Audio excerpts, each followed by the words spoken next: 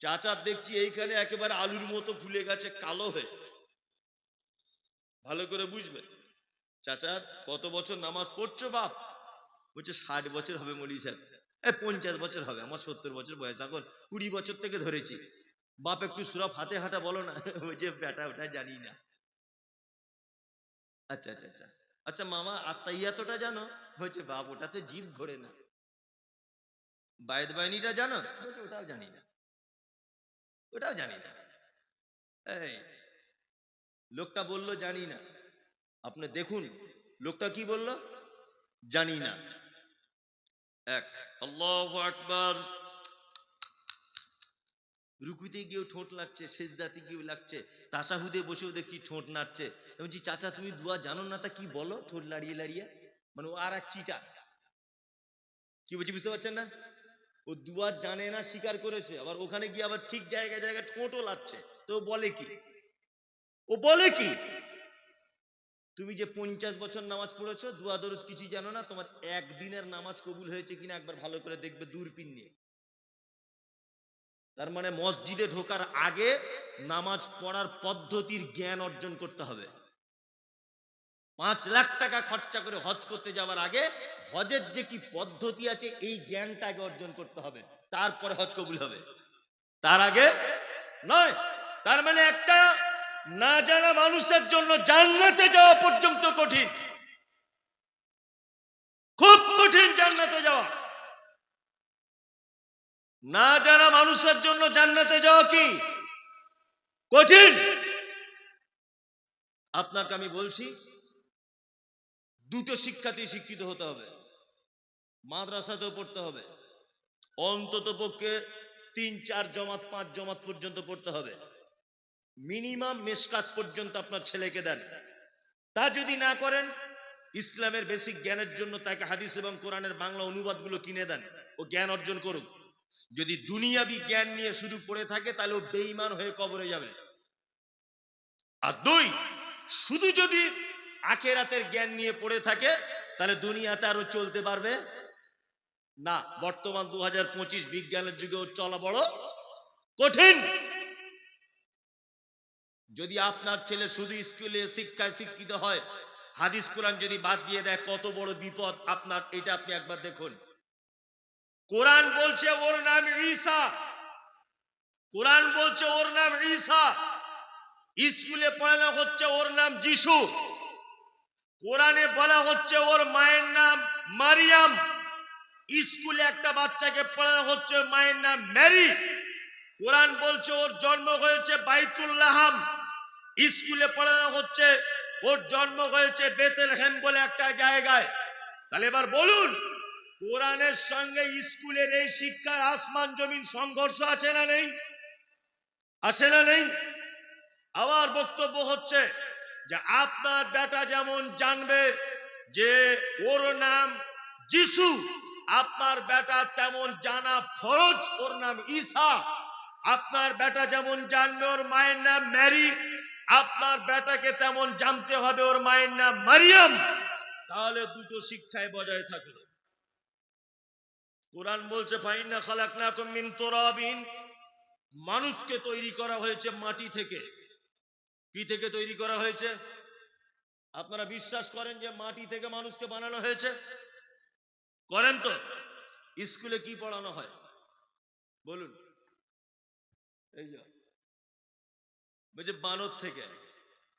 এক কথা বিবর্তনের ফলে মানুষ। ওই জন্য ডাক্তার বাবুদের চেম্বারে দেখবেন একটা ক্যালেন্ডার থাকে, ছবি দেওয়া থাকে এরকম, একদিন এরকম করে, আর একদিন একটু এরকম করে, আর একজন এরকম করে, আর একজন গড়িয়ালের মতো, আর একজন হাফ বানর, তারপরে একটু ফুল বানর, তারপরে দেখবেন একটা মানুষ আধা ন্যাংটো, তারপরে ফুল মানুষ। দেখেছেন এগুলো? এই ক্যালেন্ডার গুলো দেখেছেন? তার মানে এইটা দেখিয়ে ছাত্রদেরকে শিশু মনে ভাবিয়ে তোলা হয় যে মানুষ আগে এরকম ছিল, তারপরে আস্তে আস্তে বাড়লো, বিবর্তন হয়ে তারপরে গড়িয়াল হলো, ওখান থেকে এই প্রাণীটা হলো, তারপরে ফুল বানর, তারপরে মানুষ। আজ থেকে 200 বছর আগে চার্লস ডারউইন এই থিওরি দিয়ে গিয়েছিলেন। আচ্ছা বলুন, আপনার বেটা যদি চার্লস ডারউইনের এই থিওরিটা স্কুলে পড়ে, আর কোরআনের এইটা যদি তার নলেজ না থাকে যে মানুষকে মাটি থেকে তৈরি করা হয়েছে, তাহলে ওর আর ইমাম থাকবে বলে মনে হয়? হবে? থাকবে? থাকবে না, অসম্ভব ব্যাপার, থাকবে না। ওই জন্য দুটো শিক্ষাতেই শিক্ষিত হতে হবে আপনার বেটাকে, আপনার বেটিরও তাই। আমরা চেষ্টা করবো ইনশাল্লাহ, ছেলে মেয়েগুলোকে একটু পড়াশোনা করাবো ইনশাল্লাহ, ইনশাল্লাহ, ইনশাল্লাহ। আর একটা কথা বলি, আর একটা কথা বলি, সেটা কি? সেটা হচ্ছে এই যে আমরা যারা এখানে বসে আছি সবাই ধনী মানুষ নয়, কিছু গরিব মানুষ, মধ্যবিত্ত মানুষ আছে, আছে না নেই? আছে। আপনি নিজে একটু কম খাবেন, আপনার স্ত্রীকে বলবেন একটা শাড়ি 2 বছর পরতে। অভাব অনটনের সংসার হলে আপনার জুতোটা ছিঁড়ে গেলে সেলাই করে পড়ুন, আপনার গেঞ্জিটা ছিঁড়ে গেলে সাদা সুতো দিয়ে সেলাই করে পড়ুন। তারপরেও আপনাকে বলবো একটু কৃপণতা করে টাকা পয়সা বাঁচিয়ে হলেও আপনার ছেলেকে, আপনার মেয়েকে ভালো কোনো শিক্ষা প্রতিষ্ঠানে ভর্তি করুন। ওটাই আপনার জন্য সব থেকে বড় সম্পদ, সব থেকে বড় সম্পদ। নিজে একটু কম খান, 8 ঘন্টা ডিউটি কাজ করেন, 2 ঘন্টা ডিউটিটা বাড়িয়ে দেন, ওভার টাইম করুন 2 ঘন্টা। তারপরেও আপনার কাছে অনুরোধ যে আপনি আপনার ছেলেকে একটু স্কুলে পাঠান। না আছে ভালো শিক্ষার ব্যবস্থা, না শিক্ষার ব্যবস্থা, না গার্জেন পক্ষদের খুব বড় হুঙ্কার। 15 বছরের ছেলে বিড়ি টানছে, রাজমিস্ত্রি কাজ করছে, আর ওর বাপ ফোন করে বলছে কি বেটা টাকা পাঠালি না, তোমার 5,000 চামড়া তুলে দিতে হবে। এই 15 বছরের ছেলে ও টাকা পাঠাবে কেন? ও তো স্কুলে যাবার বয়স। 12 বছরের ছেলে ও রাজমিস্ত্রি কাজ করছে, হোটেলে কাজ করছে কলকাতাতে, আমি দেখেছি। রায়গঞ্জের কিছু ছেলে, বাচ্চা বাচ্চা ছেলে, 12-13 বছরের ছেলে, তারা হোটেলে থালা বাসন মাজছে কেন? ও তো স্কুলে যাবার বয়স। ওই জন্য বলছি শিক্ষার ব্যাপারে আগে আসুন। শিক্ষার কত গুরুত্ব, আল্লাহ নবী সাল্লাল্লাহু আলাইহি ওয়াসাল্লাম দাঁড়িয়ে আছেন, বুঝুন ভালো করে। আল্লাহর নবী একটা লোককে দেখছেন, লোকটা মসজিদে 2 রাকাত নামাজ পড়েছে, নিজে চোখে দেখলেন। লোকটা এসেছে আল্লাহর নবীর কাছে, আল্লাহর নবী বলছেন তুমি নামাজ পড়েছো? লোকটা বলছে পড়েছি।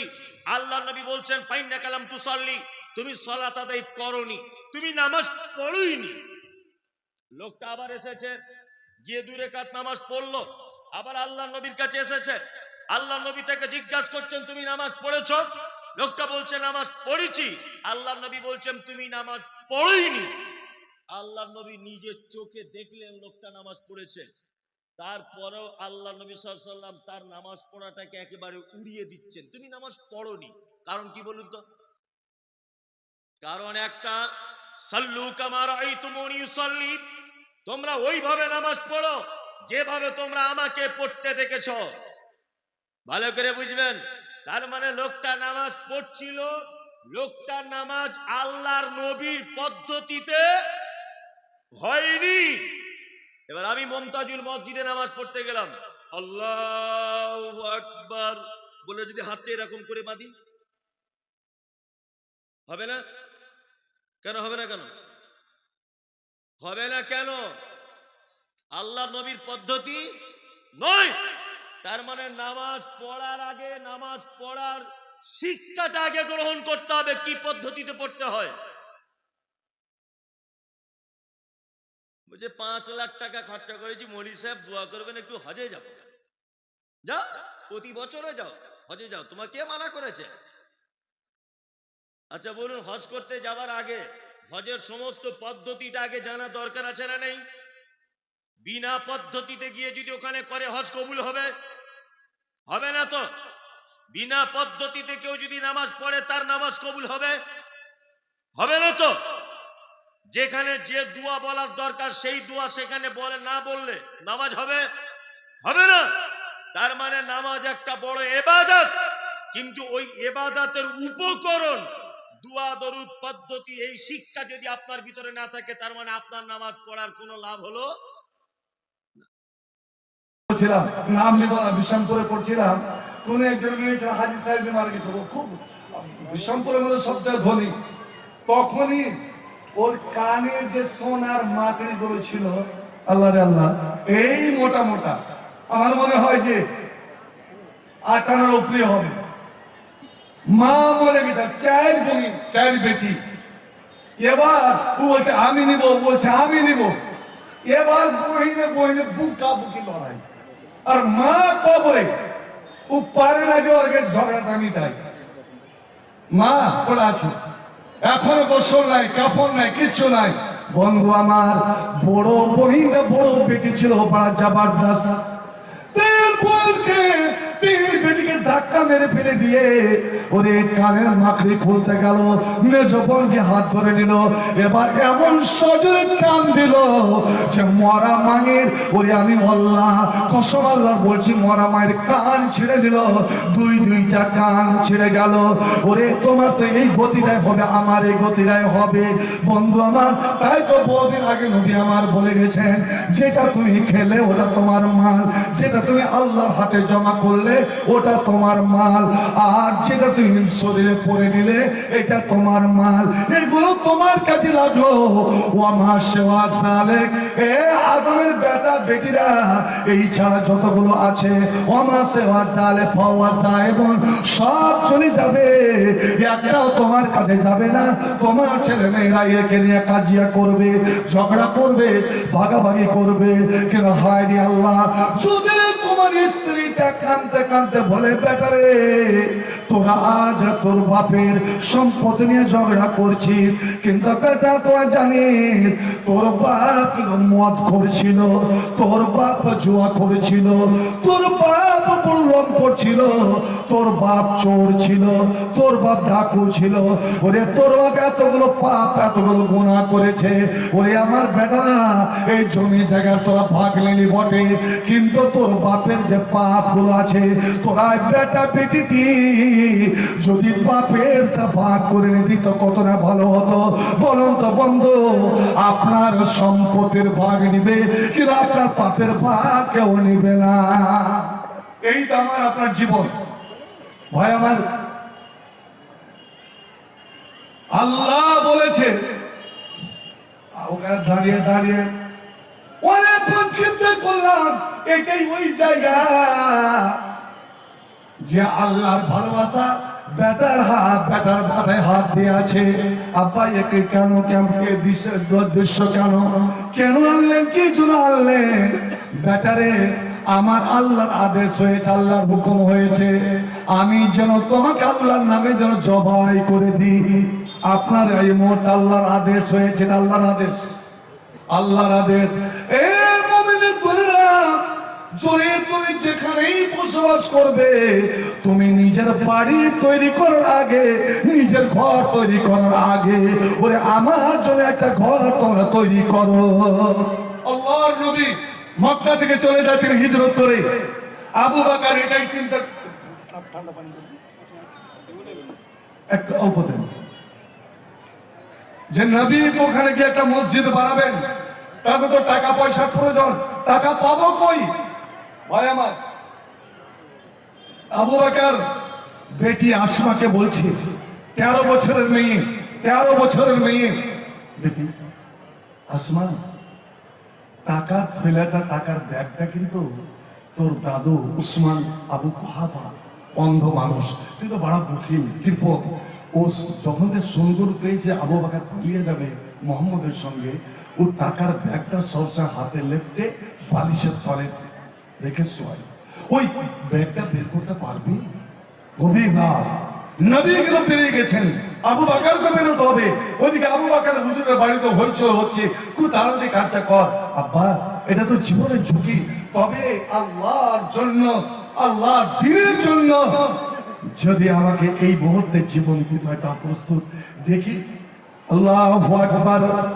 ওই আমার মায়েরা বোনেরা, 13 বছরের মেয়ে আব্বারে দাঁড় করিয়ে আকাশের পরে মাথা উঠে, আল্লাহ আব্বা চলে যাচ্ছে তোর বিদেশ মদিনায়, আমরা 2 বোন 2 ভাই মা উম্মে রোমান, দাদু আবু কুয়াফা, দাদি উম্মুল খায়ের, বাড়ির রাখাল আবু রাখালটা রয়ে যাচ্ছে। আল্লাহ এতগুলো মানুষ, কিন্তু বাড়িতে যা সম্পত্তি তা আব্বা নিয়ে যাচ্ছে। আমরা কি খাই, কি করে থাকি, এটা কিন্তু একবার বলছেন না। আল্লাহ তোমাকে রেখে, আমাদের জন্য তোমাকে রেখে আমার আব্বা যাচ্ছে, আর যাবার মুহূর্তে ওই টাকার ব্যাগটা চাইছে। এ রাব্বুল আলামিন, তুমি এই কোচিং তোমার বান্দির লাজ রেখে দাও। আল্লাহ মান সম্মান বাঁচাও। হে রাব্বুল আলামিন, তুমি আমার দাদার চোখে ঘুম দিয়ে দাও, আসাবে কাপের মতন ঘুম দাও, যেন আমি টাকার থইলেটা বের করতে পারি। বন্ধু আমার, গুটি গুটি গুটি গুটি পায়ে আসমারে তুই এগিয়ে যা। ওরে ঘুম দেওয়া কাজ আমার, বের করা কাজ হলো তোর। বের করে নিলেন 40,000 রূপ মুদ্রা, 40,000 রূপ মুদ্রা। বন্ধ, এখনই যদি বেটা বেটের বিয়া লাগে তো হারাম কাজে লাখ লাখ টাকা খরচ করতে আমাদের দ্বিধাবোধ নাই। ওরে স্টেজ সাজাবো লাখ টাকার, কিন্তু বন্ধু বলুন তো দেখি, আল্লাহর দেওয়া জীবন, আল্লাহর দেওয়া জীবন, আল্লাহর দেওয়া ধন, আল্লাহর দেওয়া মাল, আল্লাহর দেওয়া সব কিছু আল্লাহর নামে কয় টাকা দিই। বিশেষ করে মুসলমানেরা, আমাকে দুঃখ লাগে যখন মাদ্রাসা মসজিদের দান 10 টাকা 20 টাকা। ওরে এমন এমন এখন ভদ্র ডিজিটাল ফকির এসেছে, ওই ডিজিটাল ফকিরেরা 5 টাকা ভিক্ষা লাই না, 5 টাকা ভিক্ষা লাই না। আর আল্লাহ এত বড় ফকির যে 10 টাকা 20 টাকা। ভাই রে, 40,000 এবার এদিকে দিয়ে দেন। আল্লাহ এদিকে আল্লাহ কি করলেন, ওই 40,000 ও তো ছোট ছোট ছোট ছোট গুটি গুটি পাথর রেখে একটা থৈলাতে ভরে দিয়ে আবার দাদর বালিশের তলে রেখে দিচ্ছে। আল্লাহ, দাদু যখন জাগবে ও টাকার জন্য চেঁচামেচি করবে। এ রাব্বুল আলামিন, চাঁদি আর পাথর এক আওয়াজ হবে না। আল্লাহ, এটা আমি করলাম একমাত্র তোমার দিনের জন্য, তোমার নবীর জন্য, ইসলামের জন্য। রাব্বুল আলামিন, আমার মান সম্মান তুমি বাঁচিয়ে নাও। কিভাবে বাঁচলো কি বাঁচলো না, এখানকার কথা এখানে রাখুন। আর ওদিকে চলেন, নবী মদিনায় পা দিয়েছেন 14 দিন থাকলে এক জায়গায়, তারপর জুমার দিন তিনি মদিনাতে পা দিচ্ছেন। আল্লাহু আকবার। যে মক্কা বসে, যে জন্মস্থানে আদিবাসীরা আমার নবীরে থাকতে দিল না, যারা নবীকে এক নজর দেখেনি, সে মদিনার ছেলে মেয়েরা, ছোট বড়রা নবীকে এক নজর দেখার জন্য উতালা, নবীকে বাড়ি নিয়ে যাওয়ার জন্য উতালা। ওরা লাইন লাগিয়ে দিল, ছেলেদের লাইন, মেয়েদের লাইন, বড়দের লাইন, ছোটদের লাইন। জায়গায় না পেল, খুদের ছেলেদের উপরে, গাছের উপরে তারা দাঁড়িয়ে আছে আর নবীকে অভিনন্দন জানাচ্ছে। নবী যখন এগিয়ে চলেছে, নবীর উটের মোহর ধরে, উটের রশি ধরে সবাই টানাটানি করছে, হুজুর আমার বাড়ি আসেন, আমার বাড়ি আসেন, আমার বাড়ি আসেন। আল্লাহ, এতগুলো মানুষ আর আমি একাই, কার বাড়ি যাই কার বাড়ি যাই না। যার বাড়ি যাবো সে আনন্দ পাবে, যার বাড়ি যাব না মনে দুঃখ পাবে।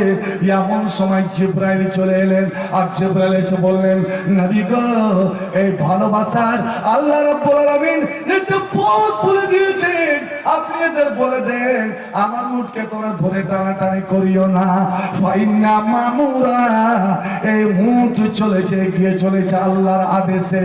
উটের মোহর, উটের নাকিল আছে জিবরাইল ফেরেশতার হাতে, আর চালাচ্ছেন স্বয়ং আল্লাহ।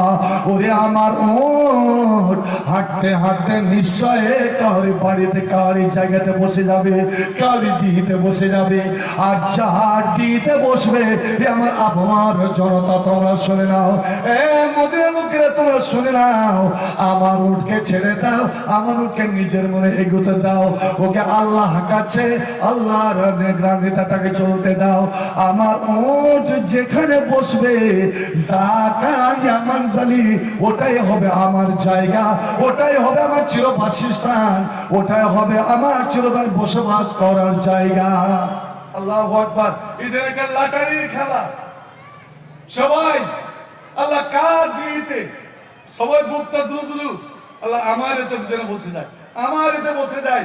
আর প্রথম সারিতে আছে নবীর মামু বংশে, নবীর বাপের মামু, মানে নবীর মামু। ওই যুগে বাপের মাকে আরব ছেলেরা মামা বলতো।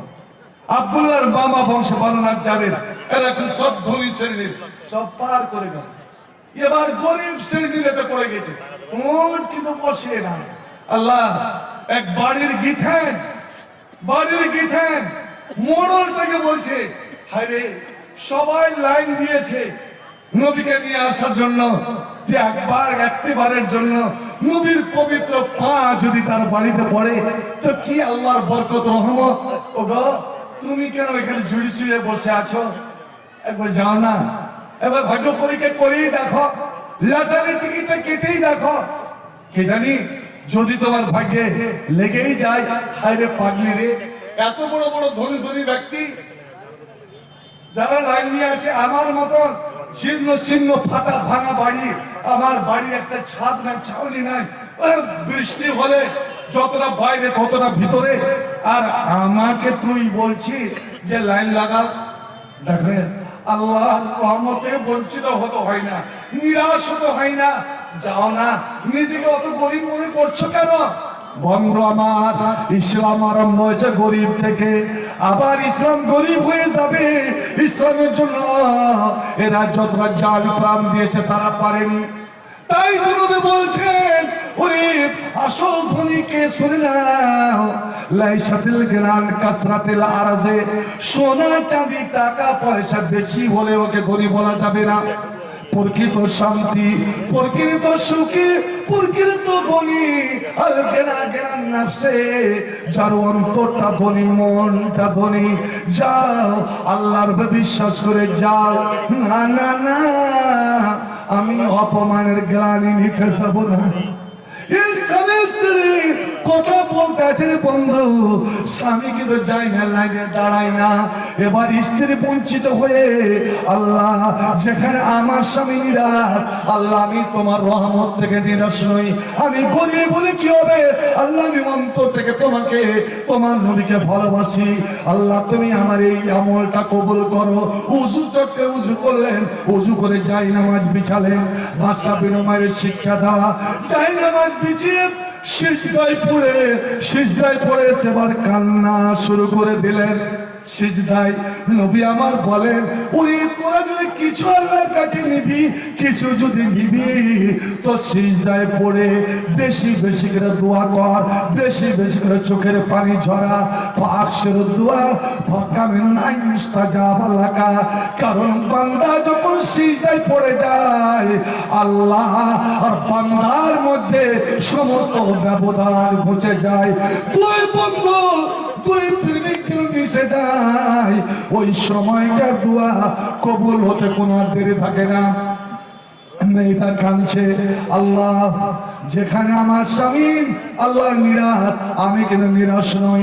তোমার পবিত্র নবীর কদম আমার বাড়িতে তুমি ভালো। আর ওই সময় হইচই শুরু হয়ে গেছে, সিজদায় পড়ে বেচারি কাঁদতে আছে, আর হইচই শুরু হয়ে গেছে। আর এ তো মদিনার সবচেয়ে গরিব, এর বাড়িতে এর গিয়েতে উঠ বসে, মানে উঠকে উঠিয়ে দিল। বন্ধ ওঠ, 3 কদমে গিয়ে গেল, 3 কদমে গিয়ে এসে এগিয়ে গিয়ে আবার উঠ ঘুরে গেল। আর ঘুরে গিয়ে প্রথম যেই জায়গাতে বসেছিল ওই জায়গাতে বসে গেল। শুধু বসা নয়, এবার উঠ নিজের মুখখানাকে জমিনে এইভাবে রেখে দিল।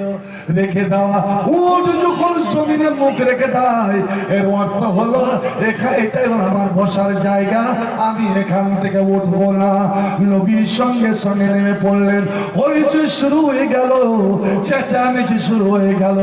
এবার স্ত্রী বলছে, আওয়াজটা আমারই গলিতে, শব্দটা আমারই গলিতে, হইচইতে ভান্ডারখানাতে। ওগো আপনি বেরিয়ে যান, বাইরে যান তো কি ব্যাপার। এবার 1 পা 2 পা করে যদি এগিয়ে আসে, বন্ধু আমার সত্যি নবীর মুখটা ওই গরিবের দিঘির সামনে বসেছে। আর ওই সময় নবী জিজ্ঞেস করছেন, এই সামনে বাড়িটা কার? এই বাড়িটা হবে আমার থাকার জায়গা, আমার রাত কাটাবার জায়গা, আমার খাওয়া দাওয়ার জায়গা, আমার জায়গির। আল্লাহু আকবার।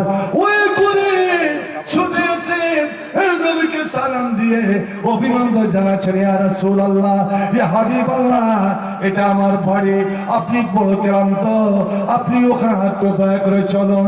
না না না, আমি যাব না, অতক্ষণ পর্যন্ত কোন নবী কোন রাসূল ওরে যেতে পারে না যতক্ষণ পর্যন্ত হিজরত করে যে নিজের জন্মস্থান ত্যাগ করে যেখানে এসেছে ওখানে আল্লাহর ঘর, আল্লাহর ঘরের একটা জায়গা যতক্ষণ নির্বাচন না করবেন, ওই ঘরের চিহ্নিত না করবেন, ততক্ষণ পর্যন্ত কোন নবী বা কোন রাসূল নিজে রাত কাটাবা আরামের জায়গায় যেতে পারে না। সুবহানাল্লাহ। মুমিন নিজের বাড়ি নিজের ঘর তৈরি করবার আগে ওই আল্লাহর ইবাদতের ঘর থেকে চিহ্নিত করতে হবে। বন্ধু, যেবার নবী আমার বলছেন, আমার উট এই যে ফাঁকা জায়গায় বসেছে, একটা খৈলানের মতন জায়গায় বসেছে, বলো তো এই জায়গাটা কার? কোন ধনী ব্যক্তি, কোন জমিওয়ালা ব্যক্তির? ওকে ডাকো। কেন হুজুর? এই জায়গাটা কিনতে হবে, এই জায়গাটা খরিদ করতে হবে, এই জায়গায় আল্লাহর একটা ঘর তৈরি হবে। আল্লাহু আকবার। শোনা মাত্রই একজন নবী প্রেমিক ওই স্ত্রীটাকে যে সিজদায় পড়ে কাঁদছিল, আর এই লোকটা ছুটে এলো এটাকে। পরে বলছি, এবার একজন লোক, বড় মানুষ, বয়স্ক মানুষ, দুটো ছোট্ট ছোট্ট ছেলেকে, দুই পার্শ্বে নিয়ে, এরা ভাতিজা, সম্পর্কে ভাতিজা, দুই ভাতিজাকে নিয়ে আসলেন। ইয়া রাসূলুল্লাহ, এই যে ফাঁকা জায়গাটা, এটা মদিনার মধ্যে উঁচু জায়গা, এটা যখন বর্ষা হয়, আমার অত কৃষিজীবী, আমাদের আসল পেশা হলো খেজুর, তো আমরা খেজুর গুলোকে এই জায়গায় শুকাই, আর ওই শুকা বাবু কিছুটা যে ভাড়া এরা পায়, এতেই এদের জীবিকা নির্বাহ হয়। হুজুর, লে গোলাম মাইনে ইয়াতিম মাইনে, এই দুই ইয়াতিম, দুই বাপ মরা ছেলে, এদের বাবা নাই, আর এই জমিটুকু ছাইড়া, এই কয়েক শতক জমি ছাড়া আর এদের কোন সম্পত্তি নাই, কোন জায়গা নাই। আমি ওর চাচা, এদের দেখাশোনা আমি করি। তিনি হলেন আসাদ বিন জুরারা। আল্লাহু আকবার। ইয়াতিম শুনে, বাপ হারা শুনে, ওরে ইয়াতিমের সর্দার, ইয়াতিমের নেতা নবীর বুকটা যেন ফেটে গেল। আল্লাহ, এরা তো বোধহয় বাবাকে দেখেছে, আমি তো বাবারে দেখি নাই। আর আজ আমার স্বপ্ন, আমার সামনাসামনি হয়ে গেল দুই ইয়াতিমের সঙ্গে। নবী যখন ইয়াতিমকে দেখতেন তো নবীর বুক কোমরে ধরে উঠতো, নবীর বুকে জড়িয়ে ধরতেন, মাথায় হাত বোলাতেন, আর উম্মতকে বলতেন, ওরে তোরা যদি জান্নাত নিবি রে, বিনা মিহনতে যদি জান্নাত দিতে চাস, তো একটা ইয়াতিম ছেলের মাথাতে তোরা স্নেহ মমতা ভালোবাসার হাত ফিরিয়ে দিস। সুবহানাল্লাহ।